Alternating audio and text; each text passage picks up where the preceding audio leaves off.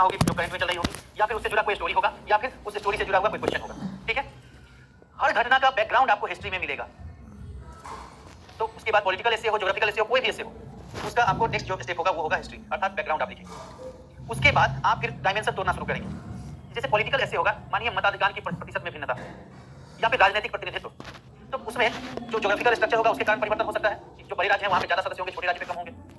ठीक है, उसका क्या हो सकता है, इकोनॉमिक रीजन हो सकता है कि आप जो है माइग्रेशन के कारण दूसरे शहर में चले गए, इसलिए अपनी जगह पर जाकर वोट नहीं कर सकते।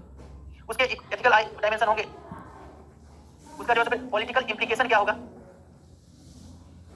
कि आपके इन चीजों के कारण से जो राजनीतिक टॉपिक का स्टार्ट हुआ था उसका परिणाम क्या होगा, और फिर उसके आधार पर आप डिस्कस लिखेंगे। तो इससे कोई भी होगा, किसी भी टॉपिक से होगा, आप अपने सिलेबस को फॉलो करें, आपका जो है इससे का स्ट्रक्चर बन जाएगा। ठीक है, दूसरा क्वेश्चन है कि सर मेरा ग्रेजुएशन जो जियोलॉजी ऑनर्स में है, क्या मैं हिंदी ऑप्शन ले सकता हूं? आपका ऑनर्स किस विषय में है इससे कोई अंतर नहीं पड़ता।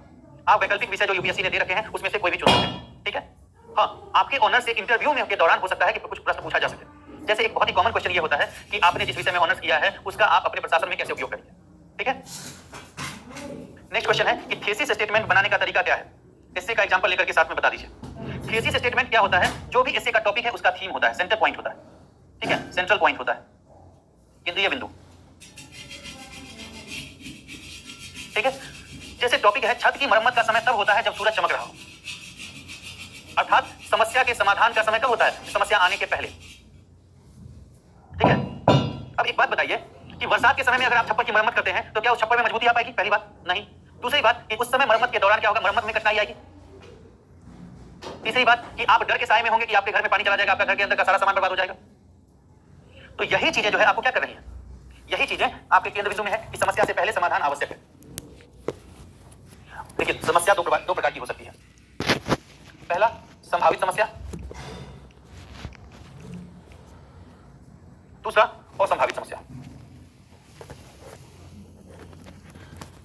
जैसे गर्मी के बाद बरसात का मौसम आएगा, ग्रीष्म ऋतु के बाद बरसात की मानसूनी मौसम जो है, बरसात का मौसम ये आएगा। यह तो मतलब जो है एक स्थापित तथ्य है, इसमें कोई दिक्कत। ठीक है, तो और बरसात के समय क्या क्या चुनौतियां हो सकती है, तो वाटर लॉगिंग हो सकता है, जल जमाव हो सकता है, जिसके कारण क्या हो सकता है कि कीड़े हो सकते हैं, मेढक हो जाएंगे, उसके बाद मच्छर की समस्या हो जाएगी अगर जल जमाव ज्यादा दिन रह गया तो। दूसरा, अगर छत सही नहीं है तो लीकेज होगा, तो घर में पानी चला जाएगा। यदि जो है जल जमाव ज्यादा हो गया और आपका घर क्या है कि सतह जो है मतलब सड़क से नीचे है, तो सड़क का पानी आपके घर में आ सकता है। तो ये संभावित समस्याएं हैं। तो संभावित समस्याओं का समाधान आप कब करते हैं, पहले कर लेते हैं। और जो अनएक्सपेक्टेड है, असंभावित है, जिसके बारे में सोचा नहीं है लेकिन एक्सीडेंटली घटना हो सकती है, अब जैसे बिजली कड़केगी और बिजली आपके घर पे गिर के आग लग गई, तो ये ना एक्सपेक्ट किया जा सकता है और ना इसके बचाव के लिए कुछ किया जा सकता है। भूकंप से बचने के लिए, अब मानिए कि जो है आपने घर भूकंप रोधी बनाई लेकिन भूकंप की तीव्रता इतनी ज्यादा है और एपिसेंटर आपके घर के नीचे हो जाए, तो इसको कुछ कर सकते हैं क्या, नहीं कर सकते। तो यह जो निबंध है, छत की मरम्मत का समय तब होता है जब सूरज चमक रहा हो, अर्थात जो संभावित समस्याएं हैं उनका समाधान पहले कर लेना चाहिए।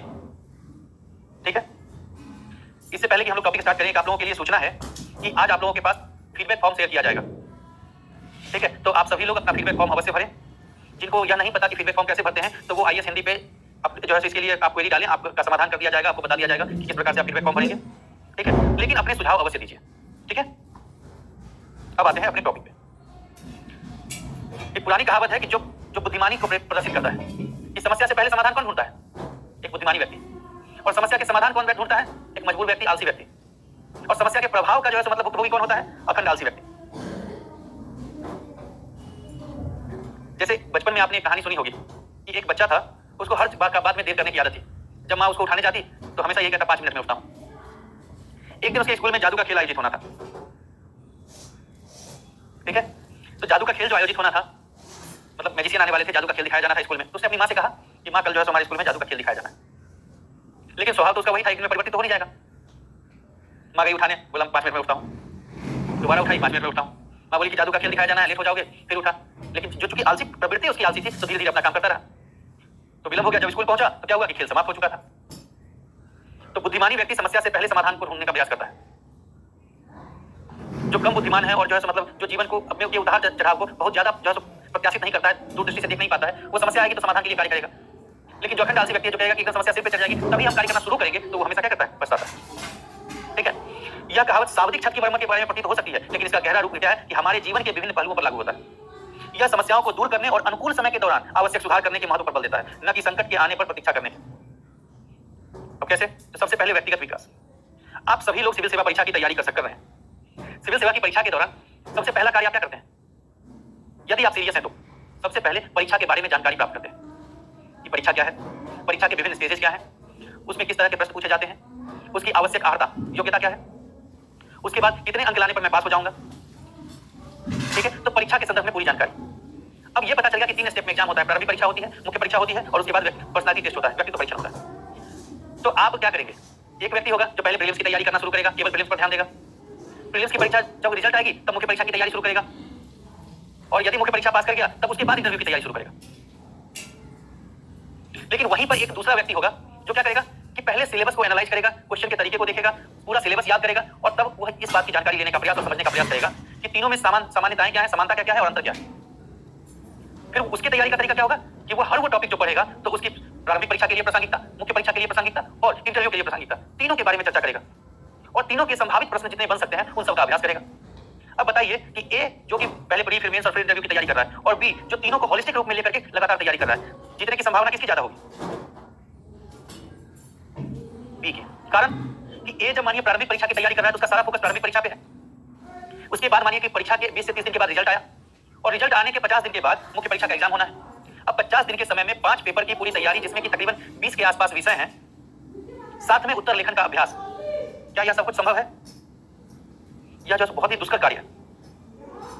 ठीक है, तो संभव नहीं है, लेकिन क्या करेगा कि वो कर ले। मान लिया कि किसी भी प्रकार से उसने मुख्य परीक्षा भी पास कर लिया, मुख्य परीक्षा भी पास कर लिया।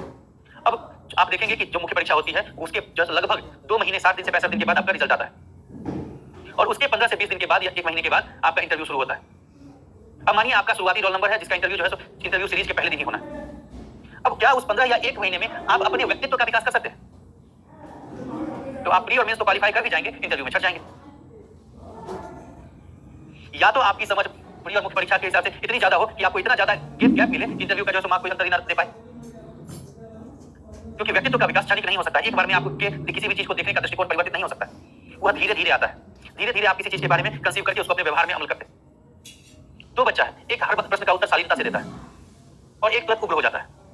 बाहुबली मूवी कितने लोगों ने देखी है? बाहुबली में आपने क्या देखा कि एक तरफ भल्लाल देव है, वह युद्ध जीतने के लिए क्या करता है, लगातार हिंसा अपनाता रहता है। यह भी नहीं देखता कि उसी के अपने लोगों को बंधक बनाया हुआ है, वो उनको भी मार देता है। तो एक सिपाही के लिए युद्ध में विजय प्राप्त करना उसका लक्ष्य है, तो उसके लिए वह कुछ भी कर सकता है। तो इसीलिए शिवगामी देवी उसको क्या बना देती है, सेनापति बना देती है। लेकिन एक शासक बनने के लिए त्वरित प्रक्रिया नहीं, एक संतुलित विचार चाहिए होता है, संतुलित मानसिकता चाहिए होती है, जिससे कि क्या किया जाए, जिससे कि वह सभी आयामों, लाभ और हानि सबके बारे में विचार करके और उसके बाद क्या करे, कार्य कर सके। तो बाहुबली जो खुद है वह क्या करता है, वह पहले जो है मतलब चेन फेंकवाता है, जिससे जो इसके लोग हैं वो गिर जाते हैं। फिर जिन लोगों ने बंधक बनाया होता है वो ओपन हो जाते हैं, उन पर तीर चला के सबको मार देता है। तो राजा का काम सुरक्षा के साथ साथ संरक्षण प्रदान करना भी है। राजा को तुरंत किसी बात पर रिएक्ट नहीं कर देना चाहिए, उसको पहले क्या करना चाहिए, दोनों ही पक्षों के लाभ हानि की पूरी तरह से विश्लेषण की जानी चाहिए और तब निर्णय लेना चाहिए। जो सरकार सभी पक्षों पर, सभी विषयों पर चर्चा करके निर्णय लेती है तो थोड़ा सा समय लग सकता है, लेकिन उस निर्णय के विफल होने की संभावना क्या होगी, कम होगी। भारतीय शासक आप देखते हैं कि अक्सर लड़ाई हार जाते थे। उसके पीछे क्या रीजन क्या था कि वो इमोशनल होकर तुरंत अटैक कर देते थे बिना तैयारी के। यह नहीं देखते थे, और खास करके सेनापति मानिए कि वो लगातार युद्धाभ्यास करते रहते थे, उनकी प्रैक्टिस रहती थी, वो थोड़ा सा ज्यादा वेल ट्रेन होते थे। लेकिन युद्ध में जो है सबसे अहम भूमिका किसकी होती है, सेनापति नेतृत्व प्रदान कर सकता है, लेकिन लड़ेगा कौन, सिपाही। तो सिपाही का सुप्रशिक्षित होना बहुत ही अनिवार्य है, और जब सिपाही सुप्रशिक्षित नहीं होगा तो क्या होगा कि वह तुरंत मारा जाएगा। हमारे एक एनसीसी के ट्रेनर थे, तो एक बार वो कारगिल युद्ध की जो है कहानी बता रहे थे। तो कारगिल युद्ध के बारे में जब कहानी बताए थे तो उन्होंने बताया कि इस लड़ाई में भारतीय सेना में मारे जो गए वो लोग या तो नए रिक्रूट थे या फिर अफसर थे। उसका रीजन क्या है कि नया रिक्रूट जो है वो क्या इमोशनल है, उसके लिए पहला युद्ध का मौका था, तुरंत आया था, तो उसका था कि हम जो है जितना ज्यादा से ज्यादा हो सके, ठीक है, उतना आगे बढ़ जाएंगे, और वो आगे बढ़ गया और मारा गया। जो अफसर थे उनकी मानसिकता क्या थी कि अच्छा हम जमीन पर लेके चलेंगे, इस कीचड़ में जाएंगे। जिनकी मानसिकता सिपाही वाली थी वो सारे बच गए, कि जहां पे जैसी आवश्यकता उसके हिसाब से उन्होंने अपने व्यवहार में परिवर्तन किया।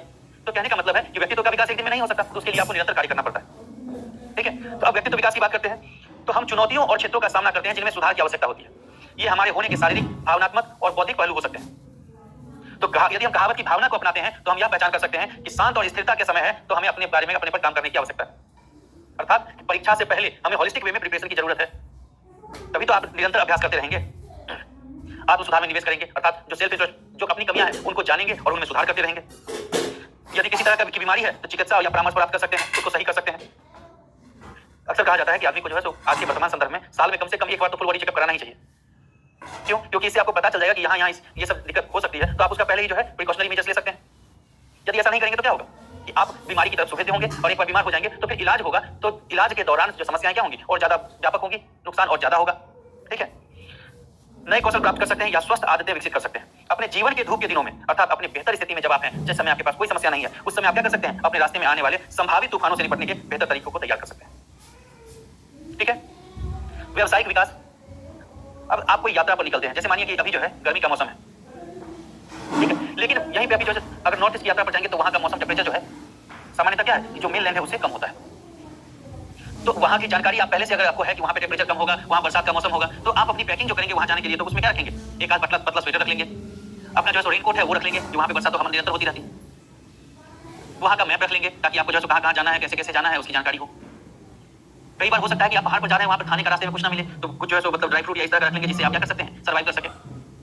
वही अगर जहां पर रेगिस्तान की तरफ जा रहे हैं यात्रा पर, तो वहां पे क्या है, सैंड डॉम्स होने की संभावना है, सैंड स्टॉर्म होने की संभावना है, तो बालू उड़ने का हो सकता है, आपका विजन ब्लर हो जाए। तो उससे बचने के लिए आप क्या करते हैं कि आंधी में जो है पहनने वाले चश्मे ले सकते हैं। बालू से गर्म होगा, आपके शरीर के जलने की संभावना है, तो पूरा कवर होने वाला कपड़ा पहनेंगे। लेकिन गर्मी भी बहुत ज्यादा होगी तो ऐसे कपड़े पहने जिससे कि वो गर्म बालू को तो रोक ले, लेकिन हवा आपके शरीर में लगती रहे। तो यात्रा से पहले यात्रा की तैयारी आवश्यक होती है। तो सभी संभावित जो समस्या हो सकती है उसकी तैयारी आप पहले से कर लेते हैं। ठीक है, जैसे सेना युद्ध के लिए जब चलती है तो उनको क्या क्या चीज की आवश्यकता होती है, दो सबसे मूलभूत आवश्यकता होती है। पहला कि फूड सप्लाई लगातार बना रहे, क्योंकि भूखे पेट कोई युद्ध जीता नहीं जा सकता। और दूसरा, हथियारों की सप्लाई लगातार बनी रहे, ठीक है, ताकि गोला बारूद की कमी ना हो और वो जो है ना खाली बंदूक के कारण सामने वाले की गोली का शिकार ना हो। तो जहां जिस परिवेश में जिस तरह के जो टेराइन में युद्ध की संभावना होती है, वहां पे युद्ध की घोषणा करने से पहले क्या किया जाता है, आपूर्ति को सुनिश्चित किया जाता है। तो यही तो तरीका है। आप कोई व्यवसाय आरंभ करते हैं तो व्यवसाय से पहले क्या करते हैं, सबसे पहले ढूंढते हैं कि आपका क्या प्रोडक्ट होगा, किस चीज का आप व्यवसाय करेंगे, और उसके बाद उसका टीजे क्या है, टारगेट ग्रुप क्या है, किसको आप लक्षित करके अपने उत्पाद बेचेंगे। यदि आप बाल उगाने का जो है मतलब अगर प्रोडक्ट बेच रहे हैं, बाल उगाने का तेल बेच रहे हैं, तो आपको कैसे लोगों की तलाश करनी होगी, या तो जिनके बाल नहीं है, या फिर जिनके बाल उड़ चुके हैं, या शरीर में कम बाल है, तो ऐसे लोगों को आप टारगेट करेंगे। यदि एजुकेशनल प्रोडक्ट कोई बेच रहा है तो वह स्टूडेंट को टारगेट करेगा, स्टूडेंट को खोजेगा कितने हैं। उसके बाद आप क्या पता करते हैं कि आपके कंपटीटर्स इस फील्ड में कितने हैं जो इस तरह के प्रोडक्ट लेके आ रहे हैं, उनके प्रोडक्ट के बारे में जानकारी प्राप्त करेंगे और इसके बाद क्या करेंगे, तब उस व्यवसाय में आप निवेश करेंगे। अगर अंधाधुन आप चल जाते हैं कि कोई भी प्रोडक्ट ले लिया, बेचना शुरू कर दिए, लेकिन उसके सब कंपटीटर्स क्या है, उसका टारगेट ग्रुप कितना बड़ा है, उसके निवेश के आधार पर उसका जो रिटर्न क्या होगा, अगर इसकी पूरी व्याख्या पूरा तैयारी नहीं करते तो आपका बिजनेस क्या होगा, डूब जाएगा। क्योंकि जो पैसा आपके पास है, रिसोर्स, वो तो शुरू में तो केवल निवेश होना है, रिटर्न तो कुछ आएगा नहीं। तो उस निवेश से कितनी जल्दी आप सस्टेनेबिलिटी पा लेते हैं और रिटर्न आना शुरू हो जाता है, यह कब पता चलेगा, जब इसके संभावित चुनौतियों की जानकारी आपको हो जाएगी। ठीक है, तो इसीलिए व्यवसायिक विकास के लिए भी जो तरीका जरूरी है। आपसी संबंध के लिए अब एक बात बताइए, आपको जब किसी आपको मानिए कि पैसे की जरूरत है, तो उस दिन आप दोस्ती करना शुरू करेंगे किसी से, या जो आपके रिश्तेदार हैं उनके साथ संबंध उस दिन आप जो शुरू करेंगे बनाना, मेलजोल बढ़ाना शुरू करेंगे। मेलजोल पहले से बढ़ाना शुरू करना होगा ना, ताकि वो विपरीत परिस्थिति में, विपत्ति के समय आपकी मदद कर सके। सामाजिक प्रगति, समाज की समस्याएं और समाज में रहने के लिए आपको क्या क्या की आवश्यकता है। ठीक है, तो सामाजिक मुद्दों की जानकारी, उस समुदाय की चुनौतियां और उनके सुधार के लिए क्या आवश्यक है, उस पर कार्य करेंगे। जैसे शिक्षा, स्वास्थ्य सेवा, बुनियादी ढांचे, सामाजिक समानता में निवेश करना। तो इस तरह के जो निबंध है वो क्या होंगे, हमेशा आपके उदाहरण पर निर्भर करेंगे। ठीक है, अब मेरे को कितना, ठीक है, तो उदाहरण बेस होंगे, सबको अपने सभी आयामों को आप क्या करेंगे, उदाहरण के साथ स्पष्ट करेंगे। और बाद में इसका जो है निष्कर्ष लिखेंगे कि व्यक्तिगत, पेशेवर और सामाजिक जीवन में लागू करने से हमें मुद्दे को हल करने और सापेक्ष शांत और स्थिर समय में सुधार करने के लिए प्रोत्साहन मिलता है। हम भविष्य की चुनौतियों के खिलाफ खुद को तैयार कर पाते हैं और किसी भी संभावित चुनौती से क्या करते हैं, चुनौती के आने से पहले हम जो है मरम्मत के लिए कदम उठा चुके होते हैं, तो हमें जो नुकसान होती है वो हमको जो प्रभाव पड़ता है वो क्या होता है, कम पड़ता है। क्लियर?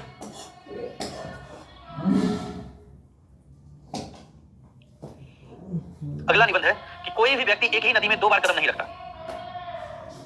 अब यहाँ ना नदी की बात हो रही है ना कदम की बात हो रही है। अगर इसके भावार्थ में जाएं, जी हाँ, उड़ीसा का डिजास्टर मैनेजमेंट का जो स्टेप है वो बेस्ट एग्जांपल है इसका, कि उन्होंने कई बार जो है मतलब क्षति देखी है। ठीक है, तो उस क्षति नहीं, जो उड़ीसा का उदाहरण है उसको आप इसमें देख सकते हैं, एक ही गलती बार बार नहीं करेगा। तो वहां पे लगातार साइक्लोन आ रहे थे, उनकी सभी संभावित चुनौतियां जो थी वो लोगों को समझ में आ गई, सरकार को समझ में आ गई कि मल्टीपल सिस्टम जो है एक ही चीज के लिए कार्य कर रहे हैं। तो मल्टीपल पावर सेंटर होने के कारण क्या है कि चीजों का इफेक्टिव इंप्लीमेंटेशन नहीं हो पा रहा है। तो जिसका परिणाम क्या हो रहा है कि अलग अलग लोग अलग अलग तरीके से कार्य कर रहे हैं, तो जो एफिशिएंट और इफेक्टिव जो रिजल्ट आना चाहिए वो नहीं प्राप्त किया जा रहा है। तो सरकार ने क्या किया, सरकार ने पूरे जो सभी सिस्टम को इंटीग्रेट करने का काम किया, एक पावर सेंटर बनाया और उसके तहत सभी के जो रिस्पॉन्सिबिलिटीज हैं, सभी के जो दायित्व हैं उसको क्या किया, फिक्स कर दिया। एनडीआरएफ का क्या काम होगा, एसडीआरएफ का क्या काम होगा, जो लोकल एनजीओ हैं उनका क्या काम होगा, जो लोकल हेल्थ वर्कर्स हैं उनका क्या काम होगा, और सबकी जिम्मेदारी जब जो है निश्चित कर दी गई तो क्या होगी कि गलती की संभावना कम हो जाएगी, सभी अपना अपना कार्य करेंगे। तो आज देखिए कहां 10,000 कहां 10 के नीचे। भारत जैसे कई तरह की जो आपदाएं हैं उनके लिए सुविधा है, सूखे की समस्या हो जाती है, बाढ़ की समस्या हो जाती है। तो जहां बाढ़ का क्षेत्र है उसके वहां पे क्या किया जाता है कि एक बार बाढ़ आया तो बाढ़ की समस्या से परिचित हो गए, बाढ़ की कितने लेवल तक पानी उठ सकता है, उसका प्रभाव कितने दूर तक जा सकता है। तो वहां पे क्या किया गया, लोगों में निवेश किया गया। एक सेकंड,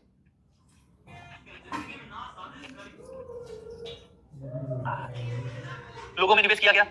वहां पे जो है पक्के मकान बनाने की अनुमति नहीं दी जाती है, ठीक है। वहां पे मवेशी जो है मतलब आबादी को कम बसने दिया जाता है, ताकि यदि कभी समस्या आए भी तो लोगों को तुरंत उठा करके एक स्थान से दूसरे स्थान तक पहुंचाया जा सके।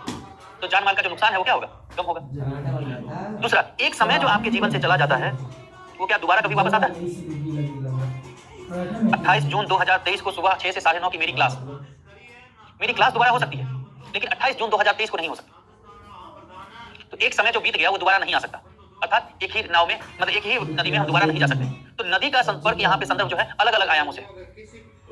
यदि हमारा सांसद, जैसे गोविंदा जब सांसद बने थे, गोविंदा को जानते हैं ना सब लोग, गोविंदा जब सांसद बने तो वो अपने अपोनेंट पॉपुलर कैंडिडेट को हरा करके बने थे, लेकिन सांसद बनने के बाद न कभी वो संसद गए न अपने क्षेत्र में गए। तो क्या जनता उनको दोबारा चुनने की गलती करेगी? नहीं करेगी, दोबारा वो सांसद नहीं बन पाए, ठीक है। तो हमेशा जो सजग लोग हैं, बुद्धिमान लोग हैं, वो एक ही गलती दो बार नहीं करते। एक जो है प्रसिद्ध कहावत है कि यदि पहली बार में आपको कोई ठग लेता है, ठीक है, तो इसका तात्पर्य है कि आप जो है सामने वाले पर विश्वास करते हैं, लेकिन दोबारा यदि आपको वही व्यक्ति ठग लेता है तो आप क्या हैं, मूर्ख हैं, ठीक है। इसका परिचय देखिए कि प्राचीन दार्शनिक हेराक्लिटस ने एक बार कहा था कि कोई भी व्यक्ति कभी एक ही नदी में दो बार नहीं उतरता। अब देखिए ये नाम इस तरह के ये याद रखना मुश्किल है, ठीक है। तो आप सीधा कहानी और संदर्भ के भावार्थ से अपने जीवन की शुरुआत कर सकते हैं, ठीक है। यह जीवन के निरंतर प्रवाह और नश्वरता को उजागर करता है, अस्तित्व की क्षणिक और कभी बदलती प्रकृति को समाहित करता है। इस निबंध के कथन के दार्शनिक निहितार्थ का पता लगाएंगे कि अर्थात इसके जो है दार्शनिक निहितार्थ या सतीश के संदर्भ में प्रयोग किया जा सकता है, जैसे व्यक्तिगत विकास, व्यक्तित्व विकास, समय के प्रवाह और वास्तविकता की हमारी समझ के संदर्भ में इसके महत्व पर चर्चा करें। आप किसी उदाहरण से इसकी शुरुआत कर सकते हैं, ठीक है। जैसे गांधी जी का उदाहरण ले लीजिए।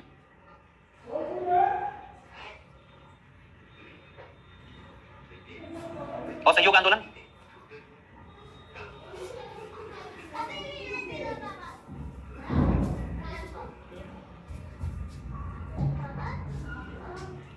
जिसको भारत छोड़ो आंदोलन, ये भारत छोड़ो आंदोलन, ये तीनों आंदोलन महात्मा गांधी के हैं, लेकिन तीनों के जो प्रक्रिया रही उसमें क्या थे, अंतर थे। कैसे कि असहयोग में क्या किया गया था कि सीधा सरकार की बात नहीं माननी है, तो जब नहीं मानने की बात आएगी तो कंप्लीट नेगेशन हो जाएगा, जिसका परिणाम क्या हुआ कि सरकार ने कई जगह पर लोगों को उत्तेजित किया और अंततः चोरी चौरा की घटना जो होती है, गांधी जी ने देखा कि अब जो है यदि इसको नहीं रोका गया तो लोग हिंसक हो जाएंगे और जान माल का नुकसान क्या होगा, ज्यादा हो जाएगा, क्योंकि जनता उत्तेजित होगी तो वो क्या करेगी, प्रशासन को हानि पहुंचाने का प्रयास करेगी, और प्रशासन के पास सामर्थ्य अधिक है, उनके पास हथियार है, उनके पास रिसोर्सेज है, तो वो क्या करेंगे, वो उसको दबाने के लिए जो है शक्ति का प्रयोग करेंगे और बहुतायत लोगों की जान जा सकती है। तो गांधी जी ने क्या किया, बंद कर दिया। अब यहाँ गलती क्या देखी उन्होंने कि कंप्लीट निगेशन जो है और कंप्लीट असहयोग को अपनाने से क्या हो रहा है कि विवाद की स्थिति उत्पन्न हो सकती है। तो दूसरे आंदोलन में क्या किया उन्होंने, कहा सविनय अवज्ञा कि हाथ जोड़ के भैया हमको माफ करो, हम आपकी मदद नहीं कर सकते। पहले में क्या था कि हम आपकी मदद नहीं करेंगे, दूसरे में क्या है कि भैया माफ करो, हम आपकी मदद नहीं कर सकते। तो असहयोग से ज्यादा बेहतर परिणाम किसमें देखने को मिला, सविनय अवज्ञा आंदोलन में। क्या असहयोग आंदोलन के बाद कोई ट्रीटी साइन हुई, कोई समझौता हुआ, लेकिन सविनय अवज्ञा आंदोलन के बाद गांधी इरविन पैक्ट पर हस्ताक्षर हुए। वीडियो बन जो सॉल्ट टैक्स, जो घरेलू उपयोग के लिए नमक बनाने पर जो टैक्स लगाया गया था उसको वापस लिया गया। तो प्रभाव किसका ज्यादा हुआ, सविनय अवज्ञा आंदोलन का प्रभाव ज्यादा रहा। लेकिन चूंकि ब्रिटिश से बार बार धोखा खा चुके थे तो बाद में गांधी जी ने किसका नारा दे दिया, करो या मरो। अंग्रेजों को भी क्लियर इंस्ट्रक्शन दिए, क्लियर जो है मतलब अपना मैसेज दिया क्या कि अब आप भारत से चले जाइए, क्योंकि आपने जितनी बार भी जो कमिटमेंट किए हैं कभी उसको पूरा नहीं किया। तो अब यदि लोग उत्तेजित भी होते हैं, क्योंकि लोगों में गुस्सा अपार भरा हुआ है, यदि अब लोग उत्तेजित भी होते हैं तो मैं रोकने नहीं जाऊंगा, क्योंकि आपका जो है शोषण करते साथ लोग क्या हो चुके हैं, आजीज हो चुके हैं। तो आप देखते हैं कि इस नारा से मैसेज जो क्लियर था लोगों के लिए भी और अंग्रेजों के लिए भी। तो सारे जो मेन स्ट्रीम लीडर्स थे, फ्रंट लाइन लीडर्स थे, उन सबको अरेस्ट कर लिया गया। उसके बावजूद भी भारत छोड़ो आंदोलन जो है एक संगठित तरीके से चलता रहा। तो देखिए क्या एक ही गलती गांधी ने कभी दोहराई, यहाँ पे हिंसा को जो है मतलब पूरी तरह से जो है मना करने का, साथ में हिंसा के कारण जो है सो वापस ले लिया। यहाँ पे हिंसा की बात ही नहीं हुई, यहाँ पे क्या कहा कि भाई प्यार से मना करना है, और यहाँ कहा कि भाई अब जो है जैसे तुमको करना है करो, रिजल्ट पाना चाहिए, क्योंकि रिजल्ट क्या था, अल्टीमेट फ्रीडम। ठीक है, तो कोई भी उदाहरण से आप क्या कर सकते हैं, इसका परिचय दे सकते हैं। इसके बाद क्या है कि जीवन में सब कुछ निरंतर परिवर्तन की स्थिति में, एक जो है सो मतलब बहुत अच्छा प्रोवर्ब है कि ओनली चेंज इज परमानेंट। परिवर्तन ही एक ऐसी जो है स्थिति है जो हमेशा जो है स्थिर होती है, क्योंकि परिवर्तन सदैव चलता रहता है। तो हर समय का परिवर्तन उसके संदर्भ में क्या है, स्थिर है। ठीक है, व्यक्तियों के रूप में हम इस मौलिक सत्य से मुक्त नहीं है कि जीवन में परिवर्तन, बच्चा बड़ा होता है, किशोर से वयस्क होता है, वयस्क से क्या होता है, प्रौढ़ होता है, प्रौढ़ से वृद्ध होता है। तो जीवन चक्र में भी क्या होता है, परिवर्तन होता रहता है। तो क्या एक बच्चा वृद्ध होने के बाद क्या 10 बच्चा हो सकता है? तो एक ही स्थिति में वह दोबारा नहीं जा सकता। हम हर गुजरते पल के साथ विकसित होते हैं, सीखते हैं और आगे बढ़ते हैं। हमारे अनुभव, दृष्टिकोण और पहचान निरंतर प्रवाह की स्थिति में होते हैं। नदी का पानी क्यों जो है खराब नहीं होता और तालाब के पानी में कीड़े लग जाते हैं, मच्छर हो जाते हैं? क्यों? क्योंकि नदी का पानी सदैव बहता रहता है, वह एक स्थान पर नहीं टिकता है।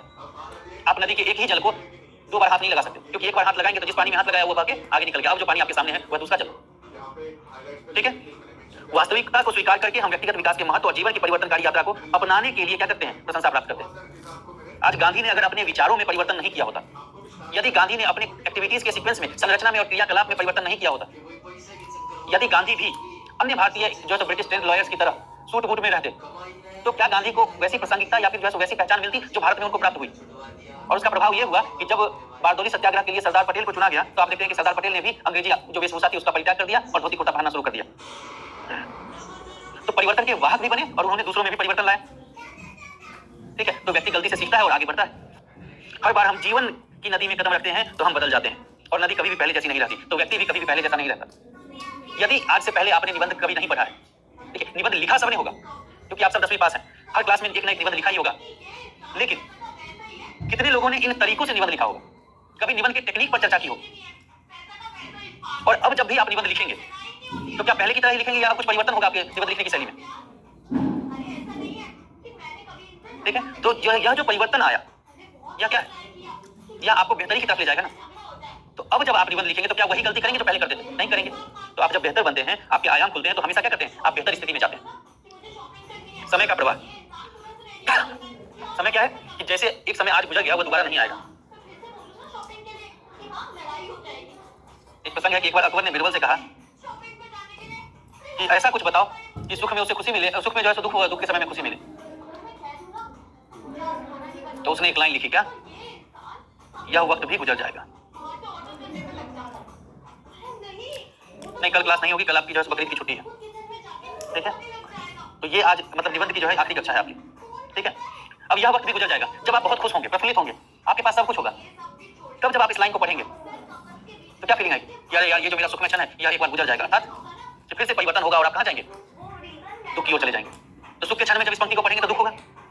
वहीं जब आप दुखी होते हैं, बहुत ही व्यथित होते हैं, कमजोर होते हैं, और उस समय इस लाइन को पढ़ेंगे कि यह वक्त भी गुजर जाएगा, तो कैसे फीलिंग आएगी कि चलो दुख का क्षण है, कुछ दिन के बाद बीत ही जाएगा, फिर से हम अपने जो है वास्तविक स्वरूप में आ जाएंगे, सुख में जीवन जीने लगेंगे। तो यह क्या है कि वक्त की जो परिस्थिति है वह क्या है? निरंतर परिवर्तित होती रहती है। तो उस परिवर्तन में सुख और दुख क्या है? वो चक्र के रूप में चलते रहेंगे। तो आप एक ही वक्त को 2 बार नहीं जी सकते, बार-बार वीडियो नहीं बना सकते। समय नदी की तरह निरंतर बहता रहता है, कभी भी उस बिंदु पर वापस नहीं आता। समय के अपरिवर्तनीय मार्ग की याद दिलाता है। प्रत्येक क्षण अनूठा और क्षणभंगुर है, जो एवरी मोमेंट इज यूनिक। यदि उस समय का आपने लाभ नहीं उठाया तो आपको कुछ प्राप्त नहीं होगा, क्योंकि वह समय बीत जाएगा। जी हो। जन्म के साथ ही आपकी मृत्यु भी निश्चित होती है। तो जैसे जैसे आपका उम्र बढ़ता है आप मृत्यु की तरफ जा रहे होते हैं। तो समय घटता है आपके जीवन में या बढ़ता है?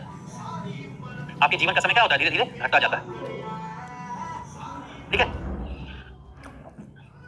उसमें आप जब मधुशाला पढ़ेंगे तो उसमें एक लाइन है कि आने के ही साथ जगत में कहलाया जाने वाला। अर्थात क्या है कि जिसका जन्म हुआ है उसकी मृत्यु सुनिश्चित है। तब आपके पास 2 रास्ते हैं। एक कि अपने समय का सदुपयोग करके कुछ ऐसा कर ले कि आप जो है 23 साल में मर के भी भगत सिंह हो जाए, कि आपकी मृत्यु के बाद भी आपको याद रखा जाए, या फिर 100 साल की जिंदगी जिए और आपका अचीवमेंट ऐसा हो कि आपके परिवार के लोग भी आपको याद न रखें। ठीक है? यह हमें वर्तमान को संजोने के लिए प्रोत्साहित करता है कि जो है अभी है यही है, तो उसका भरपूर आनंद लेना चाहिए। और आनंद लेने से तात्पर्य यह नहीं है कि एंटरटेनमेंट में इतना खो जाइए कि आपको जो है बेहतरी के लिए पढ़े ही ना। भगत सिंह फांसी से जस्ट पहले लेनिन का जो है समाजवाद पढ़ रहे थे, क्या आवश्यकता थी पढ़ने की? तो वो पढ़ रहे थे, तो उन्होंने कहा यार बड़ा इंटरेस्टिंग आदमी है, इसके बारे में पढ़ना चाहिए। ठीक है, थोड़ी देर रुक जाओ, 3-4 बचा है उसको निकाल लेते तब चलेंगे। कि वह जो क्षण था उसका भी वो भरपूर आनंद लेना चाहते थे। आनंद के कई तरीके हो सकते हैं, आपका जो तरीका है आप उसके हिसाब से उसको यूज कीजिए। निबंध सभी विषयों का ही सार है, इसलिए निबंध है जिस पर कोई प्रतिबंध नहीं है। ठीक है? तो समय की क्षणिक प्रकृति को पहचानकर हमें प्रत्येक अवसर का अधिकतम लाभ उठाना चाहिए। अधिक सार्थक और पूर्ण जीवन जीने के लिए आवश्यकता की भावना का विकास कर सकते हैं। आप मानिए कि अभी क्लास कर रहे हैं, दोबारा जब करेंगे तो वो आपका रिवीजन होगा, पहली बार पढ़ाई नहीं होगी। तो जो कुछ भी डाउट आपका अभी रहेगा वो रिवीजन में क्या होगा? क्लियर हो जाएगा। लेकिन अगर आप सोचे कि जो अरे कौन सुबह उठ करके क्लास करें, रिवीजन में सीधा मॉड्यूल में जो रिकॉर्डिंग आई जाएगी, पढ़ लेंगे, तो उस समय जो आप सुनेंगे वो आपका पहली बार होगा। तो पहली बार में तो फिर तो डाउट रह जाएंगे, और उस समय तो पूछने की भी सुविधा नहीं होगी। ठीक है? उसके बाद धारणा और वास्तविकता की प्रकृति। हम क्या मानते हैं और उसकी वास्तविकता क्या है। ठीक है, नदी हमारे चारों ओर की दुनिया के लिए एक रूपक के रूप में कार्य करती है जो निरंतर परिवर्तन की स्थिति में है। हमारे अनुभव, विचार और भावनाएं वास्तविकता को देखने के तरीके को आकार देते हैं।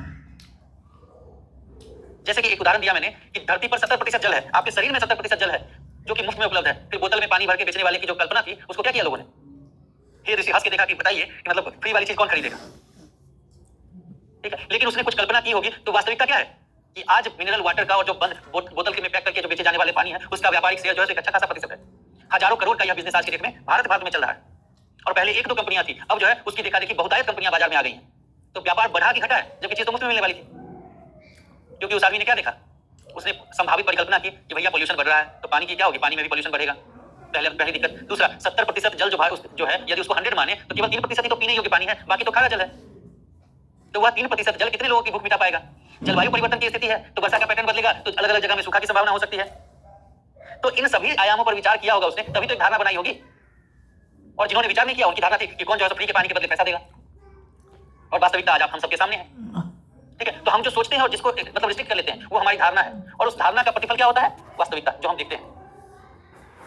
कौन आदमी चाहता है कि जो है उसके जीवन में कोई कष्ट आए? तो धारणा है कि सभी सुखमय जीवन की कल्पना करते हैं, लेकिन वास्तविकता क्या है कि आपको कष्ट होता है। आपको चुनौतियों का सामना अलग अलग समय में करना पड़ता है, बाधाएं आपके सामने आती हैं। आपके साथ क्या होता है कि आप भले ही अपनी तरफ से सब कुछ अच्छा करें, आप ट्रैफिक के सभी नियमों का पालन करें। जब रेड लाइट जो है होगी तो आप ट्रैफिक के कॉर्नर पे रुक जाएंगे, जब ग्रीन लाइट होगी तब आप चलेंगे। लेकिन बाधा जो है, जो भी समस्या वो सामने से भी तो आ सकती है कि आप नियम का पालन कर रहे हैं, आप जो है ऐसे गुजर रहे हैं, कोई बीच से आकर अपनी गाड़ी घुसा दे, अब उसको बचाने के चक्कर में आप गिर जाए।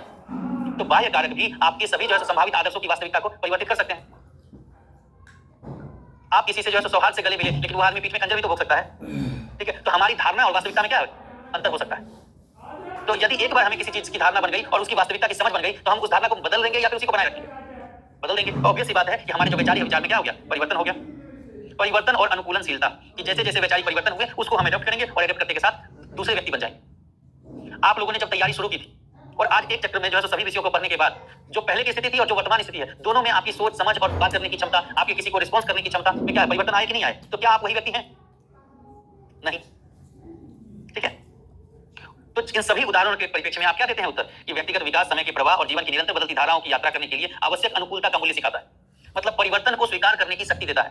तो जैसे ही परिवर्तन को आप स्वीकार करते हैं, आप वो व्यक्ति नहीं रह जाते जो आप पहले थे, और आप बुद्ध से सिद्धार्थ से बुद्ध बन जाते हैं, आप मोहनदास से महात्मा गांधी बन जाते हैं, आप सुभाष चंद्र बोस से नेताजी बन जाते हैं।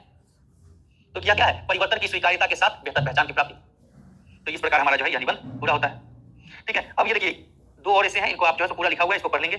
ठीक है, निबंध में आपको आखिर में जो है मैं 2-3 बातें बताना चाहूंगा। पहला, जिसकी चर्चा हमने की है कि स्रोत क्या रहेंगे, क्या क्या सोर्सेज यूज करने हैं। तो पहला जीएस, ये मैं आपको बता चुका हूं, फिर से बता रहा हूं कि जीएस। ठीक है, जीएस में हिस्ट्री के पोर्शन को विशेष ध्यान दीजिएगा, क्योंकि कोई भी निबंध होगा उसकी ऐतिहासिक पृष्ठभूमि जरूर होंगी,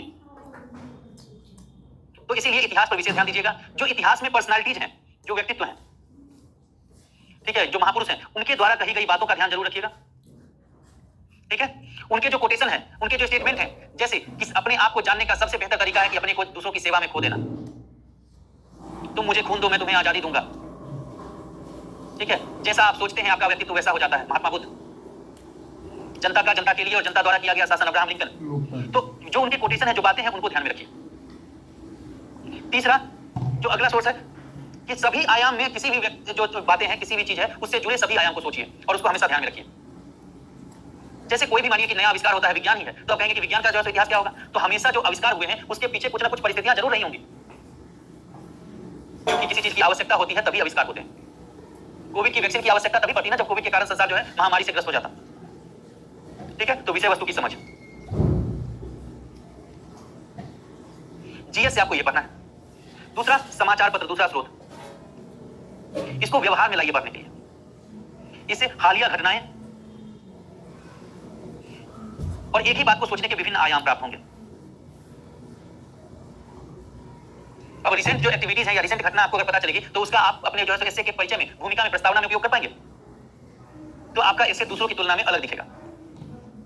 तीसरा स्रोत, जो आपकी हिंदी की किताब थी 6th क्लास से 12th क्लास तक, उसमें जो प्रासंगिक कहानियां हैं, कहानी है और जो कविताएं हैं, उनको क्या कीजिए, पढ़ जाइए। और उनके बारे में जो उनके भावार्थ थे उनको एक बार समझ लीजिए, ताकि जहां पे जो पंक्ति यूज करने योग्य होगी आप उसका उपयोग कर पाएंगे। यहीं आप अगर अंग्रेजी मीडियम के छात्र होते तो मैं आपको अंग्रेजी की किताब पढ़ने के लिए कहता, उसके कोट, उसके पोएम, उसकी जो है मतलब चीजों को करने के लिए कहता। ठीक है, तो क्या आप लोग ऐसा कर पाएंगे? ठीक है, ये आप लोगों का आज से आगे परीक्षा देने और क्वालिफाई करने तक के लिए होमवर्क है। हमेशा इस चीज का अभ्यास करते रहिए। एक प्रश्न है सर, जो एस्से आपने बताए हैं क्या वे काफी होंगे?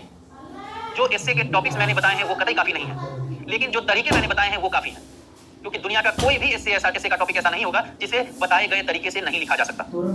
और यह बात मैं डंके की चोट पर कह सकता हूँ। ठीक है, अब आपके मन में यदि अंतिम जो हमारा 5 मिनट बचा है उसमें मैं चाहूंगा कि आपके मन में कोई भी कंफ्यूजन है निबंध को लेकर के, आगे की तैयारी को लेकर के, तो आप पूछ सकते हैं। ठीक है, जुलाई में कौन सी क्लासेस होंगी, टाइम टेबल अपलोड नहीं हुई है, तो आप IAS हिंदी आपके लिए जो है वन प्लेस सॉल्यूशन है, इस पर जो है मेल कीजिए, वहां से आपको रिस्पांस मिल जाएगा। ठीक है, डंके की चोट का मतलब होता है कि पूरे विश्वास के साथ, जिसको कहते हैं ना एक कंसीव्ड नोशन, कि जिस चीज में को मैं कर सकता हूं, मेरी क्षमता है और मैं जानता भी हूं कि मैं कर सकता हूं, तो उसी बात को डंके की चोट पे कहेंगे ना। रिवीजन के लिए इन स्रोतों का इस्तेमाल करते हुए एक बार इनको रिवाइज कर जाइए और उसके बाद निबंध और उत्तर राइटिंग दोनों, उत्तर लेखन दोनों करते जाइए। निबंध भी लिखिए और उत्तर लेखन भी करते रहिए। फिलोसॉफिकल एस्से को कैसे समझेंगे पेपर में? देखिए, पहले तो जो टॉपिक है उसका भावार्थ समझिए, और भावार्थ समझने के लिए आपको हिंदी की मदद लेनी पड़ेगी, कविताओं की। इस शब्दार्थ और भावार्थ के बीच का अंतर जानिए। ठीक है, भाव क्या होते हैं कि उसको किसी दूसरे संदर्भ में व्यक्त करते हैं। जैसे मदिरालय जाने को घर से चलता है पीने वाला, इसका भावार्थ क्या होगा? मदिरालय मतलब शराब खाना, और पीने वाला अर्थात जो आदमी जो है शराबी व्यक्ति है। लेकिन इसका संदर्भ क्या है? मदिरालय का मतलब है लक्ष्य, और पीने वाला कौन है? जो लक्ष्य की प्राप्ति के लिए आगे बढ़ता है, उसके लिए प्रयासरत है। ठीक है, इस बैच की क्लास से आज समाप्त हो रहे हैं, तो हमें आगे कैसे स्टडी करना चाहिए प्लीज बता दीजिए। देखिए, आपने सारी टॉपिक्स पढ़ ली है, तो इसका 3 स्टेप में आप जो है इसमें आप करने के लिए आपके पास क्या है? 3 बातें। प्री की तैयारी, तो उसके लिए जितने अधिक से अधिक हो सके प्री के क्वेश्चन सॉल्व कीजिए, और क्वेश्चन सॉल्व करने के बाद जो उसका एक्सप्लेनेशन आपको दिया जाता है उसको पढ़िए, और उसको पढ़ के 2 काम करने हैं। यदि आपका उत्तर सही है तो भी एक्सप्लेनेशन पढ़ना है और पढ़ के देखना है कि जिस तर्क के आधार पर आपने उत्तर का जो मतलब उत्तर टिक किया था, क्या वही तर्क एक्सप्लेनेशन में भी दिया हुआ है। यदि सेम मैच हो जाएगा तो आपकी क्या होगा? आपकी विश्वसनीयता बढ़ेगी, आपका विश्वास बढ़ेगा। अगर मानिए कि वह तर्क नहीं है तो एक नया तर्क आपको प्राप्त हो जाएगा। जो गलत हुआ है उसका एक्सप्लेनेशन पढ़ेंगे तो आपको एक नई जानकारी प्राप्त होगी, जिससे आपका क्या होगा कि ज्ञान बोध बढ़ेगा। तीसरी बात कि किस तरह के किस टॉपिक से प्रश्न बन सकते हैं, इसकी समझ विकसित होगी। तो आप जिस टॉपिक से कोई प्रश्न नहीं भी बने हैं उस टॉपिक को पढ़ेंगे प्रश्न के अप्रोच से। ठीक है, तो रिजल्ट जो ओरिएंटेड अप्रोच होगा तो आपकी समझ का विकास बेहतर होगा। दूसरा, मुख्य परीक्षा और निबंध के लिए लगातार लिखते रहें, अभ्यास करते रहें, मूल्यांकन कराते रहें। लेकिन लिखने के बाद 2-3 घंटे का अंतर रखें और उसमें को पहले खुद पढ़ें। जब आप सेटिस्फाई हो जाएं अपने उत्तर से तभी आप जो है भेजिए, जिससे क्या होगा कि आपके सेटिस्फैक्शन पे जब क्वेश्चन चिन्ह लगेगा तो आप क्या करेंगे? और बेहतर करने का प्रयास करेंगे, मोटिवेट होंगे। ठीक है, उसके बाद बुक बताइए। अब निबंध के लिए इतने सोर्स के बाद मैं बुक क्या बताऊं? कोई स्पेशलाइज्ड बुक नहीं है। आप पीपीटी में जो तरीका मैंने बताया है उसको ध्यान में रखें, और इनके जो बुक पढ़ते हैं उसको पढ़िए और यूज कीजिए। निबंध में जीएस की तरह ही आंसर देना है? नहीं, निबंध जीएस में आपको शब्द सीमा बहुत ही छोटी है, निर्धारित है। निबंध में आपको सभी कुछ लिखना है, सब आयाम लिखने हैं। ठीक है, लेकिन अंतर यही है कि एक को आप जो है 200 शब्दों में लिखेंगे, एक को 1000 शब्द में लिखेंगे। हाँ, तरीका क्या हो सकता है कि जीएस का लिमिटेड होगा और यहाँ पे क्या होगा कि सभी डायमेंशन एक साथ होंगे, ये अंतर है। जीएस को हमेशा आयाम को तोड़ करके लिखना है, तभी तो आपके पास उसके बारे में बहुत अधिकतर जानकारी प्राप्त होगी। यूपीएससी कौन से क्लास की एनसीईआरटी पढ़े? यूपीएससी नहीं पढ़ती, आपको पढ़ना है। एनसीईआरटी आपका सबसे आधिकारिक स्रोत है, क्योंकि वह सरकार के द्वारा छापी जाती है। देखिए, पूछने के लिए प्रश्न 2 ही स्थिति में नहीं हो सकते हैं। पहला कि आपको चीजें समझ में आ रही हैं और आपके मन में जो डाउट क्रिएट हो रहे हैं, जनरेट हो रहे हैं, वो ऑटोमेटिकली सॉल्व हो रहे हैं, या फिर आपको कुछ समझ में नहीं आ रहा। तो जब कुछ भी समझ में नहीं आएगा तो प्रश्न नहीं बनेंगे। ठीक है, अब आप किस स्थिति में है इसका आकलन तो आप स्वयं कर सकते हैं। सर एक क्वेश्चन और प्लीज, डंके की चोट का मतलब और उसकी चोट सर प्लीज बता दीजिए। आपको इसके मैंने अभी जवाब दिया। डंके की चोट पर बोलने का मतलब होता है कि पूरे विश्वास के साथ बोलना। आप एक बात बताइए कि आपका कोई मित्र है, ठीक है, जिसके साथ आप 24 घंटे होते हैं, और मानिए कि उस पर किसी की हत्या का जो है सो आरोप लग गया, और उस समय का लगा जिस समय वो आपके साथ स्टेशन पे बैठा था, और हत्या कहां हुई है? बस स्टैंड में। तो अदालत में आप पूरे विश्वास के साथ कह पाएंगे कि नहीं कह पाएंगे कि यह जो है सो हत्या कर ही नहीं सकता, क्योंकि उस समय जिस समय हत्या हुई यह व्यक्ति मेरे साथ था। या फिर मानिए कि मैं अगर जो है सो मुझ में कोई कमी है, तो वह चीज मैं विश्वास के साथ आपको कह पाऊंगा कि आप ऐसा कर लीजिए। जैसा गांधी जी को मीठा खाने की आदत थी, तो वो उस विश्वास के साथ उसको नहीं कह सकते थे ना कि आप जो है मीठा खाना छोड़ दो। लेकिन जब उन्होंने छोड़ दिया तो डंके की चोट पे कह सकते थे कि भाई मीठा खाने से ये बीमारी हो सकती है, तुमको भी नहीं खानी चाहिए। तो जिस बात में आपकी पूरी विश्वसनीयता होती है, आपको अपने आप में जिस बात पर बहुत ज्यादा भरोसा होता है, वही बात आप डंके की चोट पर किसी को कह सकते हैं। ठीक है, आयाम, विशेषता, अंतर, ऐसे शब्दों का प्रयोग नहीं करना है। आप पैराग्राफ जब लिखेंगे तो ऑटोमेटिकली आपके पैराग्राफ के एसेंस से ये पता चलेगा कि यह इथिकल आयाम है, या पर्यावरणीय आयाम है, या भौगोलिक आयाम है, या दार्शनिक आयाम है। तो यह पैराग्राफ के एसेंस से पता चलता है। हाँ, मानिए कि जैसे किसी चीज के लाभ और हानि की तुलना करनी है, तो वहां पे आप इसके संभावित लाभ निम्नलिखित हो सकते हैं, या इसके संभावित लाभ इस प्रकार हैं, या फिर इसके संभावित लाभ ये हैं। इस तरह से सब हेडिंग दे सकते हैं। निबंध में, ठीक है। कोटेशन एनेक्डोट की डायरी बनाना सही रहेगा। देखिए बना लीजिए, कोई दिक्कत नहीं है, लेकिन निरंतर उसको पढ़ते रहिए, क्योंकि जब तक पढ़ेंगे नहीं तब तक वो आपके जो है ना मतलब सबकॉन्शियस माइंड में नहीं जाएगा, और जब तक सबकॉन्शियस माइंड में नहीं जाएगा तो आवश्यकता पड़ने पर आप उसका बेहतर उपयोग नहीं कर सकते। ब्लैक पेन यूज करना बिल्कुल जरूरी नहीं है, आप ब्लू या ब्लैक में से कोई एक यूज कर सकते हैं, ठीक है। अच्छा ये जो सोचते हैं ना कि मतलब वहां पे हाईलाइट करेंगे एकदम ब्लैक पेन से, ठीक है, मार्कर से हाईलाइट करेंगे, ये सब करने का आपके पास समय नहीं होता है। आप कभी एक बार जो है सो पूरा एक पेपर करके देखिएगा यूपीएससी का, 3 घंटे लिखने में हालत खराब हो जाती है, और हैंडराइटिंग जो है जो शुरू होती है एकदम एक लाइन में करने से वो अंत में जाते जाते ऐसी हो जाती है, क्योंकि आपके जैसे जैसे शुरुआत में तो हैंडराइटिंग बना के सोच समझ के लिखते हैं, लास्ट में बस कि बस लिख दें जल्दी से पूरा हो जाए। क्या दिक्कत है, कंपनी से तो हिंदी के बुक से बिल्कुल बना सकते हैं कोट, ठीक है। आप लोग जो है सो अच्छे से अपना फीडबैक भर दीजिएगा, ठीक है, उसमें उचित जानकारी जरूर दीजिए, ठीक है, ताकि जो भी संभावित कमियां हैं उन पे सुधार किया जा सके, आपको और बेहतर दिया जा सके। क्या मैं विश्वास करूं कि मैंने जो 6 दिन में आपसे बात की उसका आपके जीवन पे कुछ लाभ आएगा, आपके व्यक्तित्व में कोई परिवर्तन आएगा, ठीक है। नहीं चाहिए।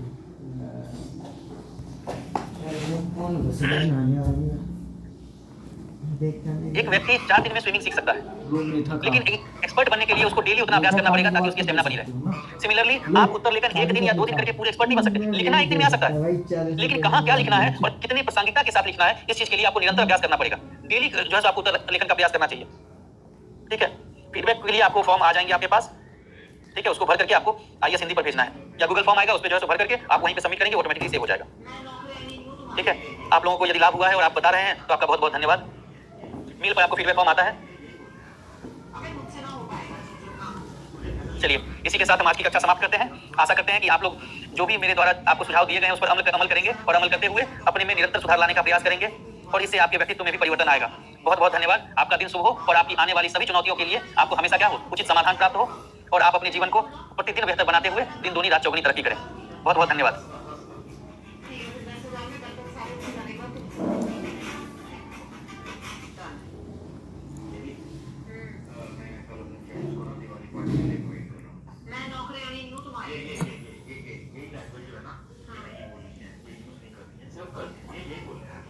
अबे मुझसे ना हो पाएगा, सुन ना, तुझे ऐसा शो करना है कि जैसे मेरी चलती है और तुम्हारा करती है।